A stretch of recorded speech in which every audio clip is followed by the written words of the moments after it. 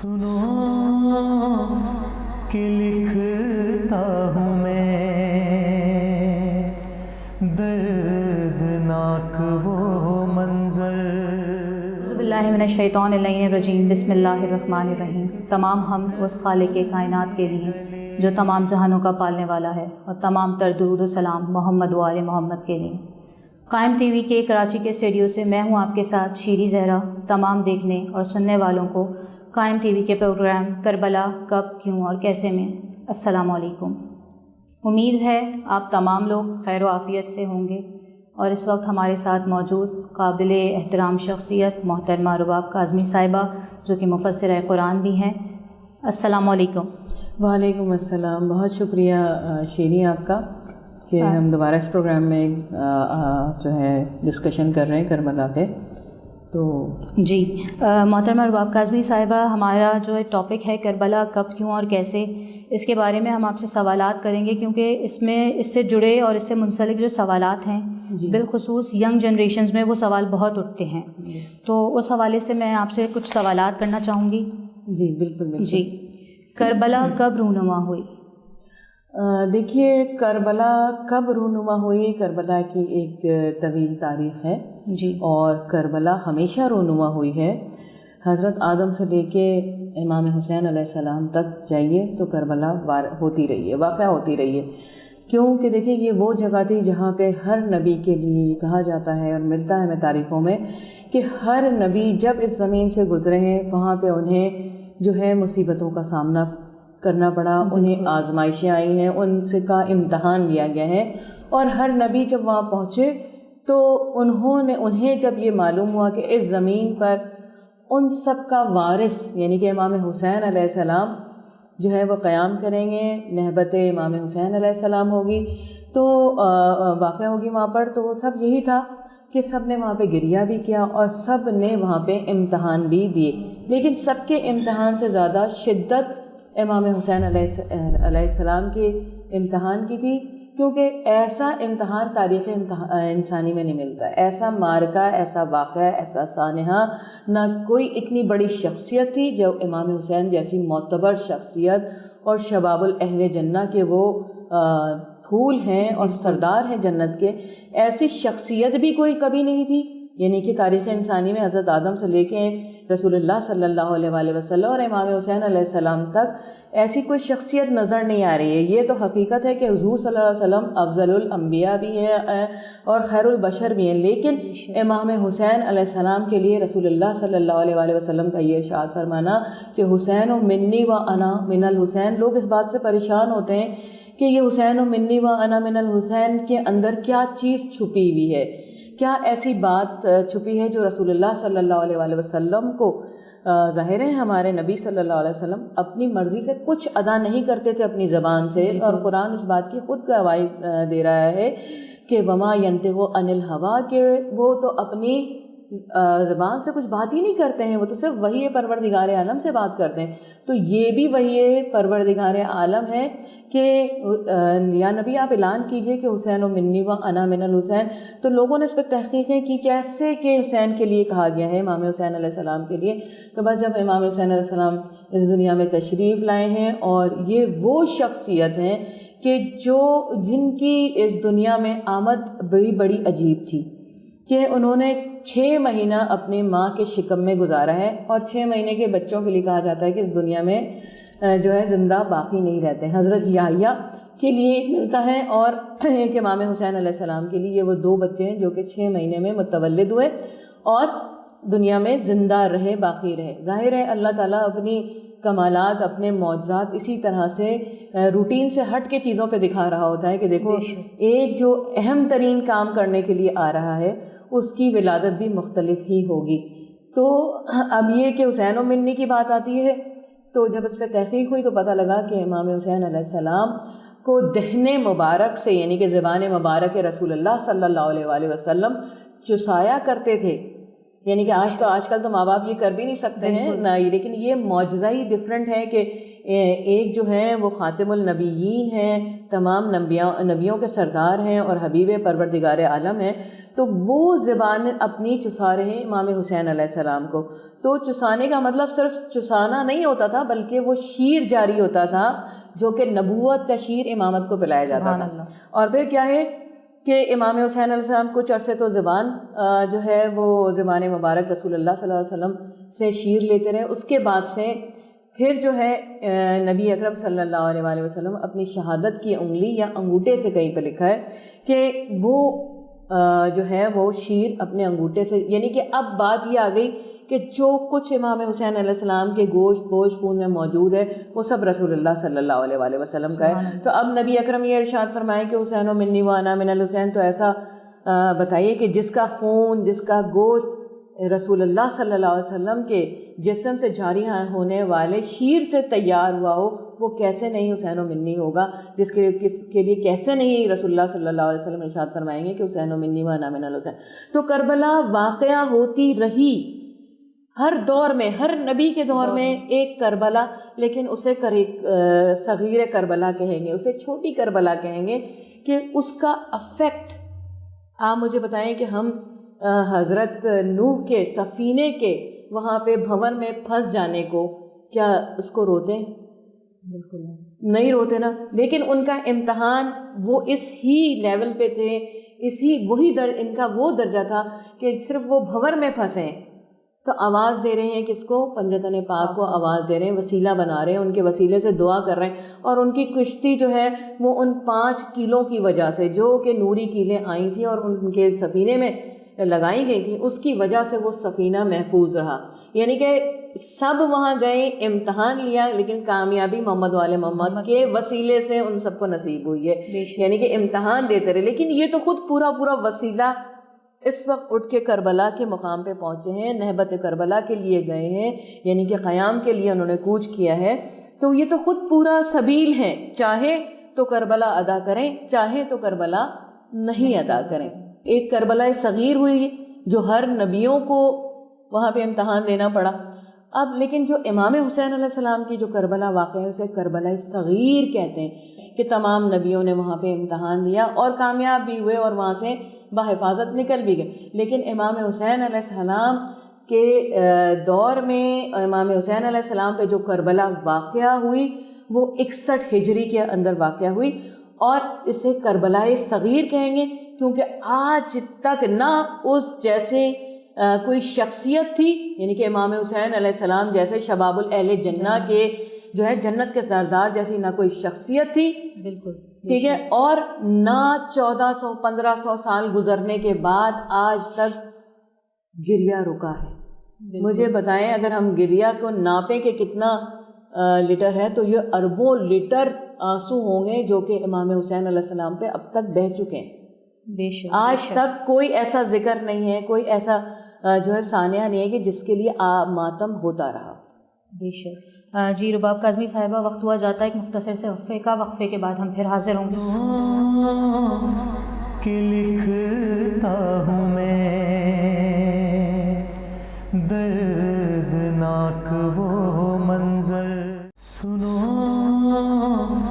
کہ لکھتا ہوں میں دردناک وہ منظر۔ وقفے کے بعد ہم پھر حاضر ہوتے ہیں اور پروگرام کے سلسلے کو وہیں سے شروع کرتے ہیں۔ سوالات کا سلسلہ رباب کاظمی صاحبہ ہم وہیں سے شروع کرتے ہیں۔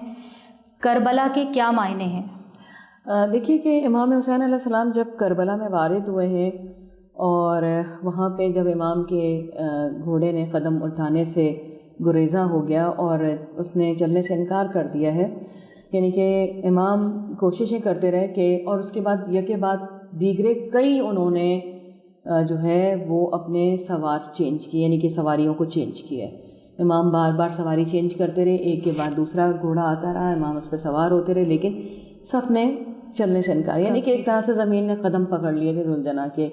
کہ وہ آگے نہیں بڑھا تھا۔ پھر امام حسین علیہ السلام نے تمام لوگوں کو گاؤں کے بلوایا جو ان کے قریبی تھے، ان سے پوچھا کہ اس جگہ کا کیا نام ہے۔ کسی نے بتایا کہ طف نام ہے اس کا، کسی نے بتایا کہ نینوا ہے، کسی نے غادریہ بتایا، کسی نے ماریہ بتایا۔ اسی طرح سے کہا کہ ہر نام پہ مولا خاموش رہے اور سنتے رہے. پھر ایک بہت ہی بوڑھا شخص آیا اور آ کے کہنے لگا کہ اس جگہ کا نام کرب و بلا ہے. بس پھر امام حسین علیہ السلام وہاں پہ گھوڑے سے نیچے اتر آئے اور پھر انہوں نے کلمہ استرجاع ادا کیا, بسم اللہ الرحمن الرحیم انا للہ و انا الیہ راجعون. جب یہ ادا کیا تو یہاں پہ جو آپ کا سوال ہے کہ کرب و بلا کے کیا معنی ہیں, کرب و بلا کے معنی ہیں, یہ ورڈ جو نکلا ہے یہ کر و فر سے نکلا ہے, کر و فر سے نکلا ہے, یعنی کہ کوچ کی تیاری, جانے کی تیاری, اس سے نکلا ہے. اور بلا یعنی کہ مصیبتوں میں مبتلا ہونا, تو وہ جو ہے وہ چھوٹا ہو کے کربلا بن گیا, یعنی کہ اس کو مسلسل نام لینے سے وہ کربلا بن گیا. تو کربلا کے معنی ہیں, میں نے جیسے آپ سے پہلے کہا کہ تمام نبیوں کو یہاں پہ آزمائش دینی پڑی ہے, ہر نبی آیا وہاں پہ آزمائش ہوئی, جیسے کہ حضرت نوح علیہ السلام کا سفینہ بھنور میں ہو گیا. اسی طرح امام علی علیہ السلام جب یہاں سے گزرے صفین کے لیے تو ایک دفعہ انہوں نے خاک کربلا کو اٹھا کے سونگا ہے اور کہا, رونا شروع کر دیا ہے مولا نے, کہ جب روئے ہیں تو ابن عباس نے سوال کیا کہ مولا آپ کس وجہ سے رو رہے ہیں, تو مولا نے ارشاد فرمایا کہ مجھے یہاں سے امام حسین علیہ السلام کے خون کی بو آ رہی ہے. میں تو خوشبو کہوں گی کہ وہ خوشبو ہی خوشبو ہے, ادھر ہی ادھر ہے, معطر ہی معطر ہے. تو امام حسین علیہ السلام کے خون کی خوشبو آ رہی ہے. ظاہر ہے یہ ایک جگہ ایسی تھی جہاں پہ دل جا کے آج بھی جو سنسیئرٹی سے, محبت سے امام حسین علیہ السلام کے زیارت کو جاتے ہیں وہ سب ابتلا میں ہوتے ہیں, یعنی کہ انہیں جو ہے امتحان دینا پڑتا ہے, چاہے وہ اخلاقی ہو, چاہے وہ جذباتی ہو, چاہے مال کے گم ہو جانے سے ہو. جو شخص محمد والے محمد سے محبت کرتے اور امام حسین علیہ السلام سے محبت کرتے وہاں جاتا ہے, اس کو کوئی نہ کوئی اس کا امتحان وہاں پہ آج بھی ان لوگوں کا ہوتا ہے. ایسا نہیں ہے کہ وہ زمین آج بھی امتحان سے خارج ہو گئی ہو, نہیں, چھوٹے موٹے امتحان ہر انسان کی حیثیت کے حساب سے پروردگار اس زمین پہ لیتا ضرور ہے, چاہے وہ اخلاقی ہو, چاہے وہ اقتصادی ہو, چاہے وہ کسی بھی معاملات میں ہو, ہوتا ضرور ہے. تو کربلا کا مطلب یہ تھا کہ کرب اور مصیبت میں مبتلا ہونا. کرب کا مطلب یہی ہے کہ دیکھیے انسان سب کچھ دکھا سکتا ہے لیکن کرب اپنا نہیں دکھا سکتا. آج بھی ہم سب اپنے ہم زنجیری ماتم کرتے ہیں, اپنے کرب کے اظہار کو کرتے ہیں, روتے ہیں تو ہم دکھاتے ہیں کہ وہ کرب اتنا شدید ہے کہ اتنے 100 سال کے بعد اتنی تحریکیں اٹھیں, اتنی زیادہ تحریکیں اٹھیں, اس کے باوجود بھی کربلا کا انقلاب ایسا انقلاب ہے کہ رہتی دنیا تک میں نہ پہلا کوئی ایسا انقلاب آیا, نہ اس کے بعد کوئی ایسا انقلاب آیا کہ جس کے لیے انسانیت جو ہے وہ گریہ کناں ہو. بالکل, بہت خوبصورت آپ نے ہمارے اس سوال کا بھی جواب دیا. محترمہ رباب کاظمی صاحبہ, اب ہم بڑھتے ہیں اپنے اگلے سوال کی جانب, جو کہ بہت اہم سوال ہے اور اس سوال کے بارے میں بہت سے لوگوں کو ابھی تک معلومات نہیں ہے. کیا کربلا رسول کی وفات کے بعد ہی پلان ہو گئی تھی؟ دیکھیے, اگر آپ پلاننگ پہ بات کریں گے نا کہ کربلا کی پلاننگ, تو پلان کرنے والے وہ ہیں جو کہ غیر ہیں, یعنی کہ جو دشمنان محمد والے محمد ہیں. اور کربلا کا مقدر ہونا یا کربلا کا تقدیر ہونا یہ ازل سے ہے. جب سے امام حسین علیہ السلام کی شخصیت کو, ان کے نور کو پروردگار عالم نے جو ہے خلق فرمایا, تو اس کے بعد سے جب ان کے نام کو فرشتوں کے سامنے پیش کیا ہے اور ملائکہ کے سامنے پیش کیا کہ مولا علی کا نام پیش کیا ہے, جناب سیدہ کا, رسول اکرم صلی اللہ علیہ وسلم, سب کے نام پیش کیے ہیں, پنجتن کے نام جب پیش کیے ہیں, تو کیا ہوا ہے کہ مولا علی کے نام پہ جیسے مومنین کے چہرے کھل جاتے ہیں ایسے ہی فرشتوں اور ملائکہ کے چہرے کھل گئے. نبی صلی اللہ علیہ وسلم کے ذکر پہ ایک تبسم سا ان کے چہروں پہ آ گیا. امام حسن کے بھی وہی کیفیت تھی, امام حسین علیہ السلام پہ, امام جناب فاطمہ الزہرا سلام اللہ علیہ پہ بھی وہی کیفیت. لیکن امام حسین علیہ السلام کا نیا نام ایسا ہے کہ بہار الانوار میں ملتا ہے کہ جب فرشتوں کے آگے امام حسین علیہ السلام کا نام پیش کیا گیا تو وہ سب ایک دم دل گرفتہ ہو گئے اور آواز دینے لگے کہ پروردگار عالم, یہ کیسا نام ہے, یہ کیسا نام ہے کہ جب یہ نام آتا ہے ہمارے دل جو ہے افسردہ ہو جاتے ہیں, ہمارے دل پریشان ہو جاتے ہیں, ہمارے مطلب کیفیت جو خوشی کی کیفیت ہوتی ہے وہ ایک دم غم میں بدل جاتی ہے. تو پروردگار عالم نے فرشتوں سے ارشاد فرمایا کہ دیکھو یہ وہ ہے جو کہ میرے نام کی بقا کے لیے سمجھے اپنا خون دے دے گا, اپنے بچوں کو دے دے گا, اپنے گھر کو لٹا دے گا اور اپنے تمام خانوادے کو اسیری برداشت کرے گا اور وہ ظلم و ستم ہوگا جو روئے زمین پر کبھی بھی نہ پہلے ہوا ہوگا اور نہ بعد میں۔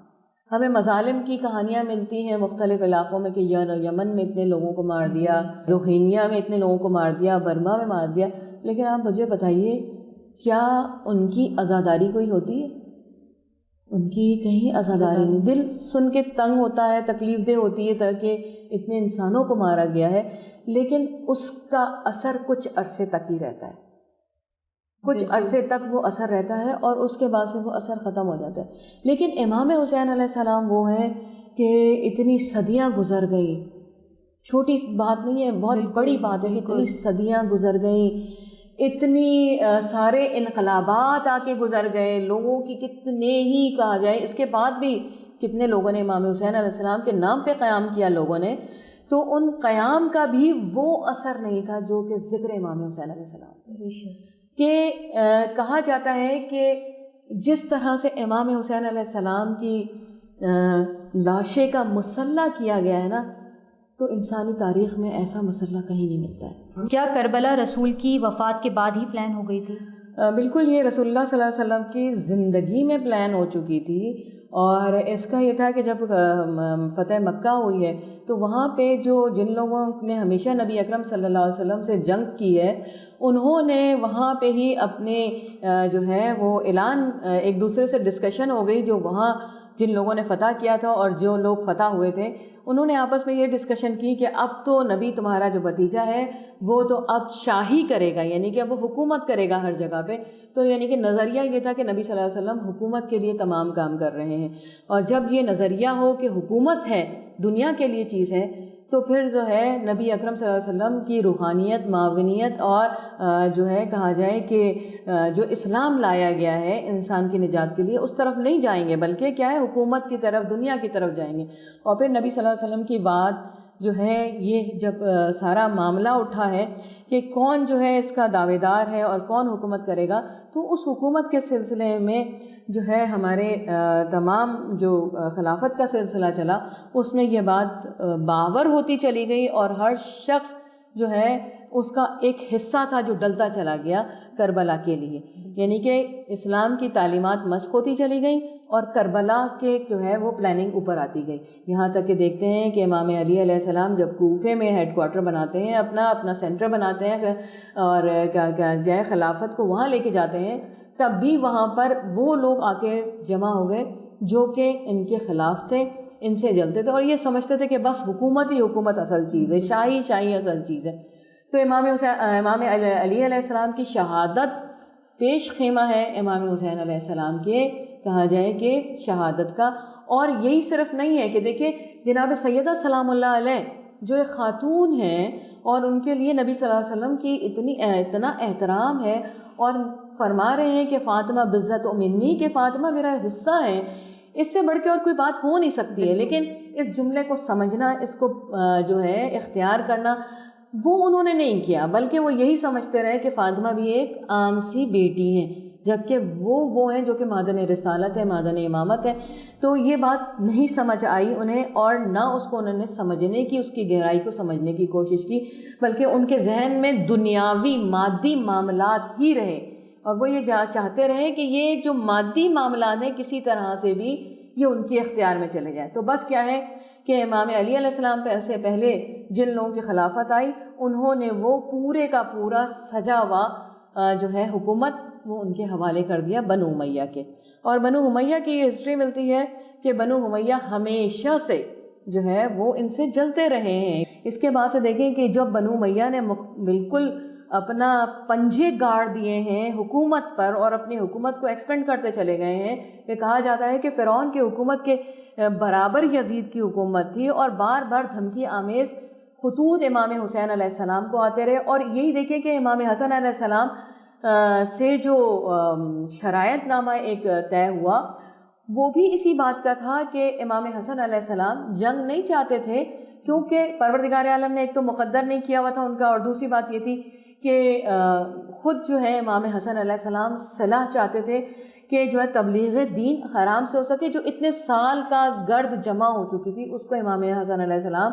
دور کر رہے تھے۔ لیکن کیا ہوا کہ جو اس کی بیٹی تھی زہر دیا امام کو، اور پھر امام یعنی کہ پیش خیمہ ہے، یہ سب کربلا کی پلاننگ ہے، تیاریاں ہو رہی ہیں، اور وقتاً فوقتاً ان لوگوں کا دنیا سے چلے جانا، پنجتن کا اٹھ جانا اس بات کی خود ہے گواہی کہ باطل اپنے پنجے گڑا گڑا کے وہاں تک پہنچنا چاہ رہا ہے کہ امام حسین علیہ السلام جو آخری پھول ہیں ان کو بھی جو ہے اس دنیا سے ختم کر دیا جائے۔ تو بس کیا ہے کہ امام حسین علیہ السلام پہ تیاری ہوئی، اور یہ پوری بنی امیہ کی بہت بڑی پلاننگ تھی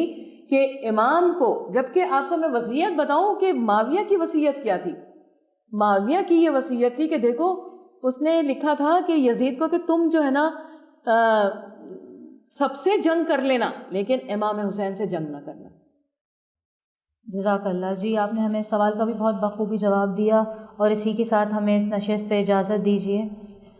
جتنے بھی لوگ ہمیں دیکھ رہے ہیں سن رہے ہیں، ہمیں اپنی فیڈ بیک سے ضرور آگاہ کیجیے گا۔ قائم ٹی وی کراچی اسٹوڈیو سے مجھے اور میری ٹیم کو اجازت دیجیے۔ خدا حافظ۔ سجاد سے ہر گام پہ